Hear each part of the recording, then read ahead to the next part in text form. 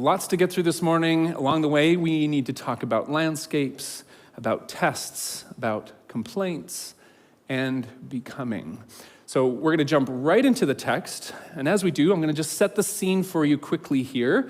The Hebrews have literally just walked out of the mud on the side of the Red Sea.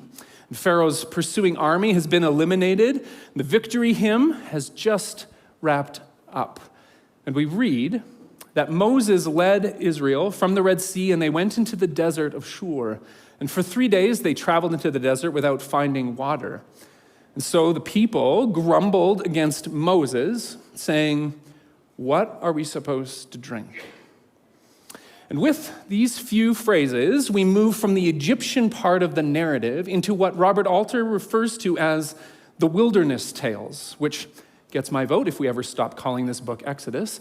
The truth is that the Israelites will be in wilderness for the rest of Torah, for the rest of the first 5 books of Scripture, and they were going to cycle through a series of challenges and revelations and failures before they finally come into the land that they are headed for.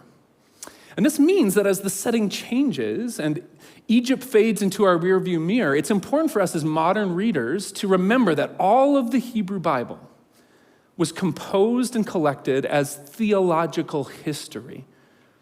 Its characters, its plot twists, its landscapes, they all tell part of the sacred story. And we have to pay attention to how the people of God might be leaving empire and slavery, and how they are entering wilderness and uncertainty. Just like you should pay attention to how your movement toward greater freedom, toward greater autonomy, toward greater health, this is a theological history in its own right. And maybe you need to hear that off the top today, that just because the landscapes and contours of your life have changed, this does not mean that you are lost or that you're on the wrong path. Now, as we track through the Exodus story, however, it's clear that these Hebrew refugees, they are in tough. They've been walking for 3 days. Supplies are apparently running low. And chapter 15 tells us that ultimately they find some water to drink. It's not all that good. The people start complaining to Moses, and God tells Moses to throw some bush, into the water, and it makes it instantly drinkable. And on the heels of this divine intervention, we get this cryptic saying that we're going to find echoes of in other episodes. The text says that there, on the side of this pond, the Lord issued a ruling and instruction for the Israelites and put them to the test. God says this: if you listen carefully to the Lord your God and do what is right in God's eyes, if you pay attention to God's commands and keep all of the divine decrees, I will not bring on you any of the diseases that I brought on the Egyptians, for I am the Lord who heals you. And for me, there's a couple things that stand out here. First, there's this idea of God testing people. We're going to come back to that in a moment. And second, there's this contractual language that God is using. You obey my commands, and I won't be the God to you that I was to the Egyptians. Now, for the record, scholars note that this language, this contractual language, it actually mirrors ancient Near Eastern agreements and treaties between conquering nations and those they now control. And because Hebrew Torah emerges from the ancient Near East, this is likely why God has imagined speaking this way. And the problem, the significant problem for us is that as the story continues, we are going to see that the Israelites, they do not hold up their end of the agreement, right? They don't listen, they don't obey, they don't follow. And in response, in the vast majority of cases, God does not hold up the divine side of the agreement. Because God is endlessly patient, and God is lenient, and not at all like the God that metes out judgment on Egypt. Which is why I think we do a disservice to ourselves, to the text today, if we read this story about God testing the people as a not so veiled threat, like a legal threat. I think it's better to read these wilderness tales when we are doing so, to correlate the word testing with the word invitation. And I think this primarily because it's in keeping with the whole arc of the sacred story. because God is leading the people away from where they've been. And God's going to reveal God's character. God's going to reveal a new way for them to be a community. And in all of this, God invites them to trust and to change. And what if that invitation says something to us too? It means that the closed doors and missed opportunities of your professional life, these are not a test. They're an invitation to consider new possibility. Your worst moments as a parent, they're not a test. They're an invitation to embrace your limits and address your faults, and then inspire your children as an example of how to get up and start over again. And while we are camped here, let me be super clear. Mental and physical illnesses, these are not tests. That's bad and toxic and cruel theology. In all of these experiences of our humanity, there is an invitation to trust others and to grow in compassion and to encounter grace in unexpected places. And what this expansive view of Scripture reveals is that God is not the author of the tests we face, but God is the presence that comes alongside and then invites us to change direction and to adapt and to trust a better way. So, to recap, we're 3 days into this story, and the Hebrews are already struggling. And the truth is, it is not going to improve. The wilderness is going to inspire a lot more frustration and a lot more divine intervention. Exodus chapter 16 records how God miraculously feeds the Hebrews, even while they keep saying things like, hey guys, you remember how awesome those slavery buffets were? They keep complaining about the food. And God provides food for them in daily measure and profound excess. And they aren't at all grateful. They don't really follow the instructions. They push back on the generosity and the fulfillment that they do find. And then we read that the whole Israelite community sets out from the desert of Sin, traveling from place to place as the Lord commanded, and they camped at Rephidim, but surprise, surprise, there's no water for them to drink. And the text tells us that they quarrel with Moses. They demand that he give them water. And Moses doesn't know what to do with that, for one thing, but he also seems to understand that there's something bigger happening here. He asks them, why are you quarreling with me? Can't you see that you're putting God to the test? And they respond by grumbling some more. And they ask him if he's directionally challenged, because he's obviously led them out here to die. And there appears to be something ominous in between the lines of all the complaining in these wilderness tales. Scholar Carol Myers notes this she sees it in Moses' prayer to God. He asks God what to do, and then he says that he can sense that the people are going to kill him in their frustration and their outrage. And God mercifully intervenes, tells Moses to take the staff that he has, that he's used to hit the river and hit the sea, and he strikes a rock. Water mysteriously flows, and all are saved.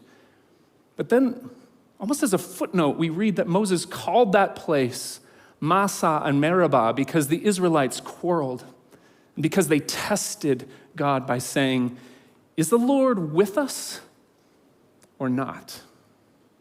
Now, if you're reading in your Bible, it's going to tell you that Massah means quarreling, that Meribah means testing.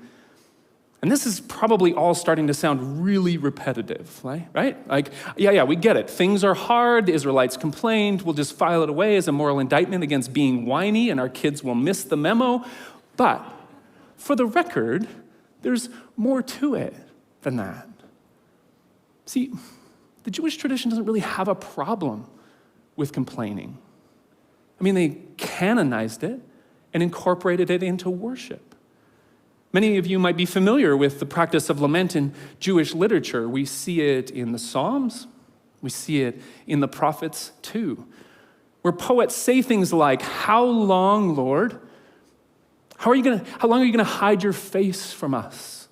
That's Psalm 13, and there are loads of examples like that one, where the poet grieves and mourns over the difficulty of their experience.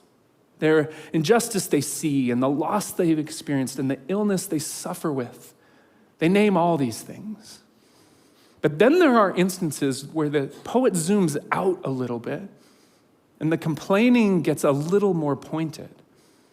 See this in Psalm 44, where the writer says, "In God we make our boast all day long, and we praise your name forever." Sounds amazing. He's off on the right foot. But then they proceed to say, "But God, you haven't stayed with us. We're losing our battles now, and we're losing resources, and our communities are falling apart. You sold us out." And the poet's just getting warmed up because in the next few sentences, they are really going to stick it to the divine. They say, "All of this came upon us, though we did not forget you. We haven't been false to your covenant. Our hearts haven't turned away. Our feet haven't strayed from the path that you gave us. But you crushed us and you made us a haunt for jackals. You covered us with deep darkness." Which is this really profound example of how the Jewish tradition takes a certain kind of complaint and adds it to our spiritual toolkit under ways to pray. This Psalm 44 poet is going to end their rant with an inspiring, "Wake up. What are you doing, God? Don't forget about us." And I have come to hear that as a kind of, "God, be better." And it's right there in the scriptures, teaching me to pray well. So, when the Israelites despair and they quarrel and they complain and they test God here in Exodus, why is that a problem? Well, I think there's something between the lines where they willfully choose to ignore the obvious and repeated provisions in the story. They keep embracing scarcity. I think it's there in the blaming of others for where they find themselves. And they berate their leaders. And they avoid whatever responsibility they might have for where they are. And I think it's also there in the way in which they seem to be dehumanizing Moses and threatening him with violence. How they dehumanize others as enemies, and they are unable to see how God might have actually showed up in the efforts of another person, no matter how flawed. And it's this kind of complaining that's the problem. Remember, the scriptures have all kinds of room for the heart broken by injustice and the soul crushed by violence and abuse of power. And they actually offer us their words so we can pour out our complaints as prayer and catharsis and therapeutic rage.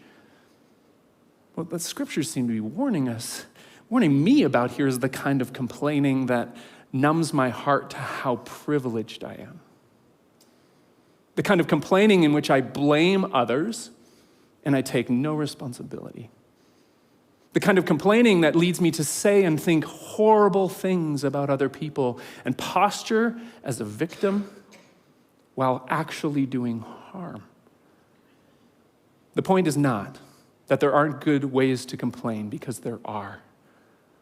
The point is not that we should never, like the Israelites, find ourselves saying something like, "Is God with me or not?" The point is that sometimes it's not that God is absent. Sometimes it's that I've let my complaining blind me to the actual care and beauty in my life. Forgetting that, like Exodus, shows my journey too is littered with signposts of God's faithfulness. Now, all of this wilderness wandering is in fact leading the people of God somewhere. We get a hint of this as Exodus 18 begins. We read this, that Jethro, Moses' father-in-law, together with his sons and wife, they come to Moses in the wilderness where he is camped with the people near the mountain of God. The mountain in question is, of course, Mount Sinai, which we will discuss more in coming weeks. God has led the people into the shadow of this place where a major event in their shared history is going to occur. But for today, we're going to focus in on Moses being met by his father-in-law, who is definitely the main character in this scene. See, Jethro shows up as a priest from another nation, from another culture, from a completely different religious tradition. And he praises Moses' God, and then even more surprisingly gives Moses, God's chosen messenger, some divine advice. See, they're spending some days together. Jethro's there in the camp. He observes Moses working long days, sitting through endless meetings, settling the disputes of the people. And Jethro says to Moses, this is not good. The work is too much. You can't do it by yourself. And the Hebrew terminology here actually implies that he's telling Moses, you are going to wither away. So he gives him some instructions. He says, Moses, you teach them God's decrees, teach the people God's instructions, and show them the way that they are to live and how they are to behave. But select some people from amongst all of the tribes and have them serve as judges for the people at all other times. He says, if you do what I say, you're going to survive and the people are going to flourish. So Moses does. And that's the end of the story. Which on the surface can sound like an ancient managerial handbook with Jethro, the life coach, just telling people how to delegate, right? But there's more to it, I think.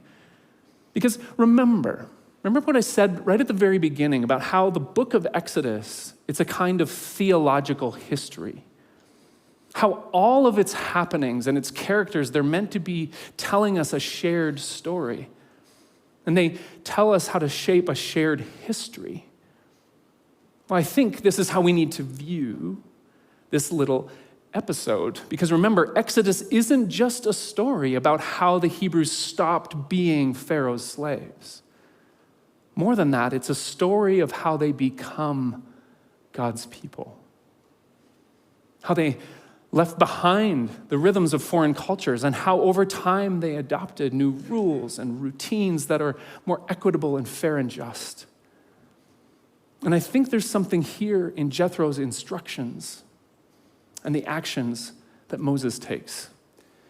See, Jethro tells Moses that he needs to show the people the way to live. The Hebrew term here literally means a path or a roadway. And this is an obvious allusion to how Moses in the coming chapters is going to give God's law to the people. It's obviously referring to this. But I love how that isn't it. Jethro adds another divine command. He says, appoint judges. And the term here is different than many of the other places we find that word judge in the Hebrew scriptures. It means something less judiciary and more, it's describing more the kind of person who will restore community peace. And it implies that these individuals that Moses is going to find, they're going to shape the collective identity just like Moses will. And in this instruction that Moses find and appoint and rely on others, there's an acknowledgement of how limited our individual perspectives are. There's an encouragement to let multiple voices shape community. And there's an imperative to accept that wisdom can and should be collectively shaped. And for us, I think there's many ways to hear that. As individuals, Exodus reminds us that in all of our deconstruction, in our wrestling with faith, in our rightful separation from systems and communities that have hurt us and controlled us, at some point you have to start building something. And there's a reminder too that like Moses, you are not supposed to do that building by yourself. There's also a picture of how easy it is to be principled and noble and engaged, and like Moses, to be doing too much. How easy it is to be overrun by compassion or justice fatigue. And as I reflected on these verses the past couple weeks, I was reminded of an experience I had a couple of years ago in our community. I was sitting at a pub with some guys, and a conversation unfolded across the table from me. One of the guys, his career required him to work in the corporate world and to watch spending and to evaluate financial practices from the inside. The guy sitting beside him, his career and experience in life led him to engage local issues and services for vulnerable populations and the need for curtailed corporate overreach. And as you might imagine, they didn't exactly see eye to eye, even though they were so generous to each other. Even though each of them was doing advocacy in their own right, even though each was acting with wisdom and with care to the best of their abilities. And as that conversation unfolded, I caught sight of this picture of what kind of community we are meant to be. And it's in line with Jethro's ancient instructions to Moses. Because like Moses, no one person is meant to care about all the things and all the political issues and all the changes that the world desperately needs. You weren't meant to death scroll every night or respond to all of the comments or somehow support all of the noble causes or to call out all the misguided people who don't. You're meant to live in connection with others in such a way where you and they each care deeply about something or some things.